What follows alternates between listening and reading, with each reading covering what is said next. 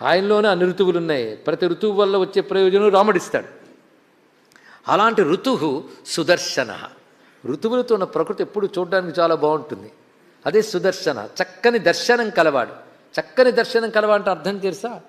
మనం చూడ్డానికి చక్కగా ఉంటాడు, ఆయన మనల్ని చక్కగా చూస్తాడు. రెండును. అది సుదర్శనుడయ్యా ఆయన అన్నారు ఇక్కడ. రాముడే సుదర్శనుడు. ఆయన ఎవడు చూసినా దృష్టి వెనక్కి మరల్చుకోవడం కష్టం, అలా చూస్తూ ఉండిపోతాట. ఎలా చూస్తారంటే అక్కడెక్కడో కనబడతాడు రాముడు, వీడు ఇక్కడి నుంచి చూస్తుంటాడు. ఇక్కడికి వస్తే ఇలా చూస్తాడు, అటు వెళుతూ రాముడు దాటిపోతే అలాగే చూస్తాడట. రాముడు దాటిపోయినా వాళ్ళు ఉండిపోతారు కానీ వెనక్కి తిరగడు. అది రాముడయ్యా అన్నాడు ఇక్కడ. కనుక ఆయన సుదర్శనుడు. ఆయన దర్శనం మాత్రం చేతనే కలుగుతుంది, మనకి మేలు కలుగుతుంది. రాముడు దర్శనం మాత్రం చేతనే శుభే శోభనే రెండూ కలిగించేటువంటి వాడు. అంతేకాదు సుదర్శన స్వరూపంతో ఉన్నవాడు. సుదర్శనం అంటే చక్రం. 6 ఋతువులు ఎలా వస్తాయి? వసంతం నుంచి శిశిరం వరకు మళ్ళీ వసంతం. చక్రం అనే కాలమే సుదర్శనం అని చెప్పారు ఇక్కడ, కాలచక్రమే. ఆ కారణం చేతనే ఋతువులు సుదర్శన చక్రముగా కలిగినవాడు. ఆ చక్రాన్ని శరణు వేడాలండి. సుదర్శన నామం సామాన్యం కాదు. ఆ నామం తలంచుకుంటే చాలా రక్షణ వస్తుంది. పైగా ఎవరు విష్ణు భక్తులో వాళ్ళని సుదర్శనం కాపాడుతుంది. అయితే నా చుట్టూ కూడా తిరుగుతుందని చూడడం కాదు, నువ్వు అది కూడా మానేసిన విష్ణు భక్తుడివైతే అప్పుడు నీకు తప్పకుండా రక్షిస్తాడు. తనువు మనువు విడిచి తనయుల చుట్టాల నాలి విడిచి సంపదాలి విడిచి అన్యమెరుగనట్టి వాడిని ఎలాంటి వాడైనా వాని విడువను ఎట్టివానినైనా అన్నాడు నారాయణుడు.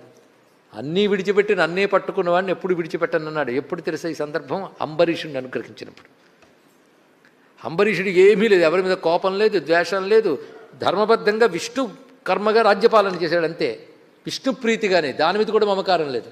అలాంటి ఆయన ద్వాదశి వ్రతం చేస్తే మహాకోపంతో కృత్య ప్రయోగించాడు వచ్చి దూర్వాసుడు. తెలిసిన కథే కనుక నేను విస్తారంగా చెప్పట్లే.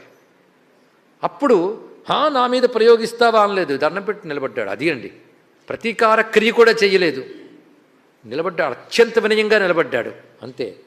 అప్పుడు వచ్చింది సుదర్శనం. అంటే రాగద్వేషాదులు లేకుండా సర్వం విష్ణుస్వరూపంగా భావించే భక్తుడిని భగవంతుడు సుదర్శనంతో కాపాడాడు, భక్తులను కాపాడడం కోసం. అందుకే పరిగెత్తిన దూర్వాసుని ఏ దేవత అభయం ఇవ్వనంటే విష్ణువు దగ్గరికి వెళ్ళాడు. విష్ణువు నేనే ఇవ్వను, అంబరీషుని ప్రార్థించున్నాడు. భక్తులు గొప్పతనం చెప్పాడు. అప్పుడు అంబరీషుడు నేనంతాను సుదర్శనుని ప్రార్థించాడు. ఆ సుదర్శన స్మరణ చేత ఇవాళ ధన్యులమయ్యామండి. స్వామి ఆయుధాలని తలంచుకుంటే చాలు రక్షిస్తాడు. ఒక్కొక్క ఆయుధానికి ఒక్క శక్తి ఉంది. చక్రం సదాహం శరణం ప్రపంచే. అందుకే సుదర్శన మంత్రాలు ఉన్నాయి. సుదర్శనుని తలంచుకుంటే సుదర్శనం వస్తుంది అయ్యా అన్నాడు. అంటే మంచి చూపు, అంటే మంచి జ్ఞానం వస్తుంది. మంచి జ్ఞానం వస్తే భగవంతుడు కనబడతాడు. అంటే భగవంతుణ్ణి చూడడానికి అడ్డుగా ఏ అంధకారం ఉందో ఆ అంధకారాన్ని తొలగించడానికి జ్ఞానం అనే జ్వాలలు వెదజల్లుతూ వచ్చేవాడే సుదర్శనుడు. ఇది తెలుసుకోండి. అందుకే సుదర్శన మహాజ్వాల సూర్యకోటి సమప్రభ అజ్ఞానాంధస్య మేదేవ విష్ణోర్మార్గం ప్రదర్శయ అంటూ ఉపనిషత్తుల్లో సుదర్శన మంత్రం ఇది. భక్తులు లేనివాడు చెప్పుకోవచ్చు. అజ్ఞానమనే అంధకారంతో, అంధకారం 2 రకాలు, బయట చీకటి లోపల గుడ్డితనం. ఇది అజ్ఞానం 2 విధాలుగా ఉంటుంది. అలాంటి అజ్ఞానం నుంచి బయట పెట్టడానికి మహాజ్వాల జ్ఞానమయమైన కాంతులతో వస్తున్న మహానుభావ నమస్కారము. అందుకే సుదర్శనుడిపై అద్భుతమైన రచనలు ఉన్నాయి. హనుమాచార్యులు కూడా మర్దమర్దమమ బంధాని దుర్దాంతమహా దురితాని అని ఒక కీర్తన రచించాడు. ఇంకో కీర్తనలో నమో నమో దానవ వినాశ చక్రమ సమర విజయమైన సర్వేషు చక్రమ అట్టే పదార భుజాల నమరిన చక్రమ పట్టిన ఆయుధముల బలు చక్రమ నెట్టిన 3 కన్నుల నిలచిన చక్రమ రట్టుగా మన్నించవే మెరయుచు చక్రమా అంటూ చక్రంపై గొప్ప కీర్తన రచించాడు. చక్రం అంటూ గుండ్రం గుండుక ఆయుధమే కాదండి, మహాపురుషుడు సుదర్శనుడు. ఎలా ఉంటాడంటే ఆ చక్ర మధ్యలో సహస్రారం, ఆ సహస్రారంలో 16 భుజాలతో 3 కళ్ళతో ప్రకాశిస్తుంటాడు సుదర్శన పురుషుడు. నమస్కరిస్తే చాలా ధన్యులమవుతాం. అదే సుదర్శనుడిపై కూరనారాయణ యతి అనే మహానుభావుడు అత్యద్భుతమైన శతకాన్ని కూడా రచించాడండి. అటువంటి సుదర్శన స్వరూపంతో భగవానికి మనం నమస్కారం చేసుకుందాం. స్వామి యొక్క చక్రం పేరే సుదర్శనం. చక్రమునకు అంటే భగవద్ ఆయుధములకు భగవంతునికి భేదము లేదు. ఆయన యొక్క శక్తులే ఆయుధాలుగా కనబడతాయి కనుకనే దానికి మనం శరణ పెడుతున్నాం. జయ జయ శ్రీ సుదర్శన, జయ జయ శ్రీ సుదర్శన అంటూ సుదర్శన స్వామిని తలంచుకోవడం మంత్రాలు చాలా కనబడతాయి. అలాంటి సుదర్శన అనుగ్రహం సనాతన ధర్మానికి భారతదేశానికి లభించాలని ప్రార్థన చేద్దాం. లోపల బయట అనేక దుష్టశక్తుల్ని దుర్మార్గలిగే శక్తి మనకెక్కడ? సుదర్శనుడు ఆ శక్తిని మనకు ప్రసాదించాలి, నమస్కరించాలి. అయితే భగవానుడే సుదర్శనుడు ఇందాక చెప్పుకున్నాం.